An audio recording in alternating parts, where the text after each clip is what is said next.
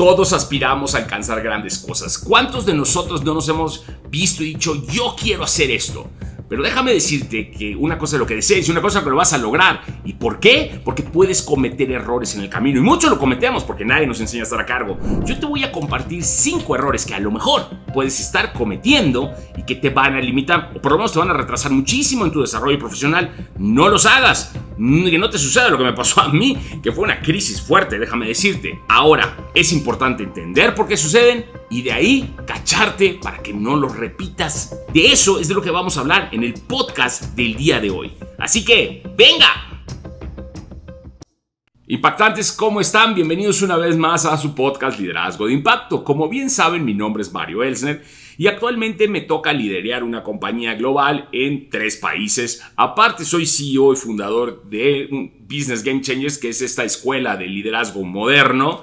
Y súmenle que tengo algunas otras cosas y hago redes sociales. Pero la razón por la que estamos acá es por crecer y volvernos de estos líderes incómodos en lo que yo llamo líderes impactantes. Porque es fácil perdernos en ser del montón, pero es difícil ser un líder que haga la diferencia. Por eso el día de hoy te voy a compartir 5 grandes errores que cometí yo de chavo, cuando era joven, cuando no tenía guía, porque nadie nos enseña a estar a cargo y que limitaron demasiado mi desarrollo profesional. Quizás perdí algunos años y perdí muchos amigos. Por eso prefiero contártelos para que a ti no te pasen, para que tú evites esa curva de aprendizaje o por lo menos sepas que va a estar ahí la curva y sepas encararla. De otra forma vas a estar como yo, ciego y chocando contra la pared. Ahora, estos errores suceden porque quiero clarificar esto, ¿no? Mucha gente cree que el líder nace. Yo siempre he definido que el líder no nace. Hay gente que nace con algunas cualidades, características que le ayudan. Pero eso no significa que tú seas un líder como sopa instantánea, que le echas agua y ya está. No, hay que, como todo, desarrollar esas habilidades. O sea, si Messi no hubiera aprendido a jugar fútbol y hubiera practicado todo lo que ha practicado con la misma y nunca hubiera sido futbolista, aunque hubiera tenido el talento. Por eso es importante, uno, que decidas que quieres ser una persona de cambio y que tus motivadores para ser líderes estén colocados en la manera correcta, ¿no? Porque si solo quieres ser líder porque quieres tener el título que te diga gerente para que todos te respeten, pues claramente tus valores están necesitan un ajuste porque estás perdidito, ¿no? O perdidita. Hoy por eso voy a platicarte de eso. Ahora, al no aprender en un libro de liderazgo, la realidad es que yo he dicho que el liderazgo se aprende. Y se aprende de dos formas. Uno, con los jefes o líderes que conocemos. Y la segunda es con las experiencias que vivimos, que van de la mano. ¿Por qué? Porque muchos de nosotros en nuestro andar vamos adoptando, apuntando y muchas veces casi haciéndonos nuestros muchas de las cosas que vemos de los líderes con los que convivimos, especialmente en nuestra etapa temprana. Somos esponjas. Y así como los maestros influyen en nosotros cuando estás trabajando en tus primeros días, esas personas de autoridad, las cuales tú puedes respetar y admirar, son los que te pueden servir de mentores sin que tú lo digas o aceptes, pero lo regularizas y aprendes estas mañas. Nunca han escuchado de, oye, mi papá es así, yo no voy a ser así. Bueno, o yo soy como mi papá. Bueno, poco parecido, porque eso sucede a veces en el liderazgo. Yo, la relación con mi padre no es muy buena y decidí que yo no quería ser ese papá, ¿no? Y trato de no serlo todos los días. Pero en el caso del liderazgo no fue tan así, porque cuando yo entro a mi carrera profesional, yo entro a una compañía familiar y me toca que el líder sean hijos del dueño, etcétera, una compañía un poco más rudimentaria, y esto ocasionó que yo adoptara malas prácticas.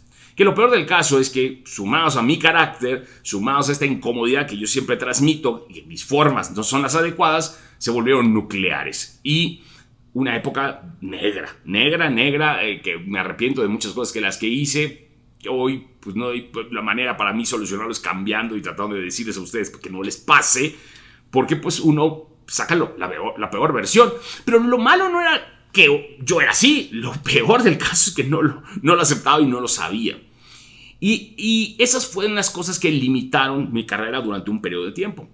Súmale que mi ego siempre estuvo ahí mucho tiempo. Hay un switch que hay que cambiar, que quizás se lo vamos a hacer en uno de los talleres o de los cursos que voy a dar más adelante, pero hoy lo importante es que caches, que no estés cometiendo estos grandes errores porque puede estar limitando tu negocio, tu equipo y a ti mismo, ¿ok? Entonces vamos a hablar de estos 5 grandes errores. El primer error, no saber cuándo despedir a las personas. Y yo sé que es muy popular decir vamos a despedir a la gente, pero hay que entender esto. Muchas veces las personas no son las malas, ni nosotros somos los malos. Simplemente no estamos jalando bien, ¿no? Es como una relación, es como que, oye, ¿cuántas novias tuviste? Bueno, yo tuve 3 o 4, pero ¿por qué no fue a la primera? Porque convivimos, vemos si nos aclimatamos, vemos si funciona. Lo mismo pasa en los equipos y en las compañías. No es porque dejas ir a una persona significa que tú eres el malo. Muchas veces las personas creen que porque dejan ir a las personas están fallando como líderes. No es tan así. A veces son decisiones que tenemos que tomar porque la persona no se adapta a la cultura del trabajo o sí, ¿no? Al final puede ser diferente. O tú no te adaptas a ella. Eso sucede, es un tema de personalidades. Acá el tema es que te pueden suceder muchísimas cosas respecto a decisiones de correr o de despedir a las personas. Para empezar, quiero hacer un alto. Quitando que uno tiene que dejar ir a las personas, ¿no? Quiero que siempre sepan que esto lo aprendí porque la verdad es que en principio no era así. Es que uno tiene que dejar ir a las personas o despedir a las personas tratándolas como te gustaría que te traten a ti cuando te dejen ir. Y esto es muy importante porque en un principio hay formas de tratar a las personas, independientemente de lo malo o bueno. Entonces, yo creo que el que pierde es uno, y yo cometí ese error, muchas veces por políticas, por miedos, ¿no? Porque, alguno se llevó información, entonces trátenlos así, entonces generalizas, y eso hay que tener cuidado, porque al final del día somos personas. Entonces, establezcan protocolos, yo creo que pensando y considerando a las personas, ¿no? Bueno, dicho eso, ¿no? Porque independientemente de la decisión que tomes, creo que hay varios factores en cuestión de decidir. Uno de ellos es cuando dejas ir masivamente a las personas, ¿no? Entonces yo, cuando era joven y buscando que me hicieran caso y esta figura de joven contra equipo viejo, que por cierto vean mi podcast anterior que hablo de esto, una época muy temprana en mi vida, ni siquiera era cuando el podcast, que yo trataba de influenciar en base a poder y autoridad. Entonces las personas que no estaban muy de acuerdo conmigo, como que los veía yo tóxicos, que estaba yo totalmente equivocado, y en ese momento los dejaba ir. Acá el problema es que dejas ir a mucha gente, por eso el factor de rotación siempre es un indicador de mal liderazgo. Cuando hay mucha rotación, ya sea porque se van o porque tú los dejas ir, es malo, porque no estás pudiendo conformar un equipo. Entonces, dejaba ir a mucha gente y entonces no tenía la parrilla de relevos y entonces perdía yo venta o cosas del departamento y ese exceso de rotación hacía que le cargara a otros. Pésimo, ¿no? Entonces eso no es bueno. Y el otro tema tampoco de cuando dejas ir a la gente es que no los dejas ir. Que no existe la idea de que, no me lo toques porque, por favor, voy a tratar de trabajar con lo que tengo. No, gradualmente si hay alguien que no está funcionando, lo tienes que dejar ir. Hablen, establezcan las líneas del juego, obviamente todo conforme a la ley, pero es válido decir, ¿sabes qué? No está funcionando, sigue tú tu camino y yo sigo el mío. Porque de otra forma, esto genera entornos tóxicos. Es interesante que tengas el factor de rotación, ¿no? Incluso ahorita me llegó un correo de algo que me hicieron ver y me llamaron la atención. No a mí, pero es un foco rojo que tengo que ver de estos indicadores en ciertos departamentos. A veces es tan grande la operación que no puedes verlo todo. Pero es importante que entendamos que nosotros como líderes de equipo tenemos que tener claro qué es lo que necesitamos en nuestro equipo. Porque muchas veces el error es que no sabemos qué queremos. Y entonces conformamos esos equipos en los cuales decimos que la lealtad es lo más importante, cuando no debería ser la capacidad. Y nos rodeamos de gente que a lo mejor no tiene las capacidades, el talento, no los despedimos a los que sí se nos complican y los llamamos líderes incómodos o conflictivos y entonces no estamos haciendo equipo. Y a lo mejor hasta el factor de rotación disminuye, pero no estás teniendo el equipo que necesitas, estás teniendo el equipo que quieres, que te gusta, que te acomoda, pero ese no es un equipo que te lleva a otro nivel. Cuando se trata de decidir de personas es muy complicado. Yo he visto directores generales defender gente que son indefendibles porque se llevan con ellos.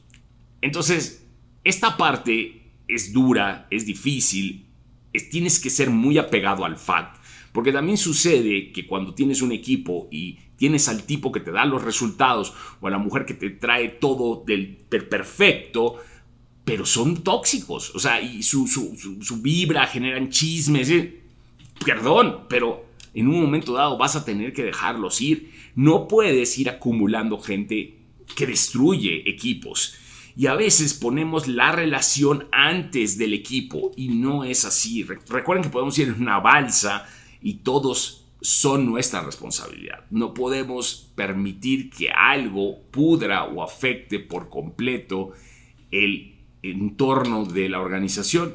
Así que ese es uno de los factores. Tienes que aprender a saber cuándo despedir. Obviamente yo hablo muchísimo de esto, hay un montón de evaluaciones hasta de activo del personal para que vayas viendo esto con anticipación, porque tampoco se trata de que hagas un berrinche como yo los podía haber hecho y decir te vas. Eso peor, ¿no? Bueno, el segundo punto, y va un poquito de la mano, es perder la cabeza, ¿no? Esto habla mucho de inteligencia emocional. Yo era una persona, y todavía tengo un carácter fuerte, que perdía la cabeza. Y cuando perdía la cabeza era lo peor que sucedía. Entonces tengo que cacharme, tengo que saber que en esos momentos no debo estar, debo salirme, debo controlarme, debo ser paciente, porque perder la cabeza puede generar unos daños que a lo mejor ya no puedes componer después. Hay gente que va y pide perdón, yo pedía perdón, pero a veces ya dañaste, ya generaste esta herida que a lo mejor es difícil de resarcir. Entonces, cáchate, porque el perder la cabeza no solo es gritar, no solo es maltratar, ese es el que se ve. Hay otro tipo de formas de que uno pierda la cabeza y tachas a la gente, la etiquetas sin que ellos ni siquiera sepan. Si estás haciendo eso, estás mal, porque al final no te estás dando la oportunidad de ser justo en cuestión de las personas. Simplemente revientamos porque somos impacientes, porque nos saca de quicio, porque a lo mejor ya le explicaste las cosas varias veces y no puede, pero en lugar de pensar que es culpa y que a lo mejor él está mal, ponte a pensar que te falta por hacer. Porque si nosotros solo vamos por la vida responsabilizando a los demás de las cosas que no nos salen, pues entramos en este rol de víctima, no de héroe. Y tampoco te voy a decir que seamos unos héroes que queramos salvar a todo el mundo, porque hay, como siempre he dicho, y esta frase es grábensela, nosotros enseñamos aptitudes, no cambiamos actitudes. Pero si una persona tiene una mala actitud, entonces tú no pierdas la cabeza, sé inteligente, pon las cosas sobre la mesa, háblenlo. Y regresamos al punto número 1. Tienes que saber cuándo tienes que dejar ir a una persona. No te puedes quedar pegado porque estás en una confrontación que incluso te desgasta, no te lleva a ningún lado, todo el tiempo le estás dando vuelta porque estás en conflicto. Y entonces, en lugar de estar pensando que lo importante que es en el negocio, en el equipo, en cómo ser más productivos, tener más tiempo para todos, estamos enfrascados en estas guerras civiles que no nos construyen. El tercer punto, que también sutilmente puede suceder, que en nuestra inseguridad o cuando somos inseguros, humillamos a las personas sin darnos cuenta y no ayudamos. Entonces, cuando les estamos explicando a las personas o les estamos queriendo enseñar a nuestra manera, no les estamos enseñando. Les estamos diciendo lo que tienen que hacer, pero aparte de una manera que a lo mejor los hace sentir menos y coartamos al colaborador o a la colaboradora. Eso es de lo peorcito que puedes hacer, porque cada vez que vengan a preguntarte algo y tú vienes y decir, no es así, ya sabes, deberías hacerlo así que no lo sabes, deberías tener estas capacidades.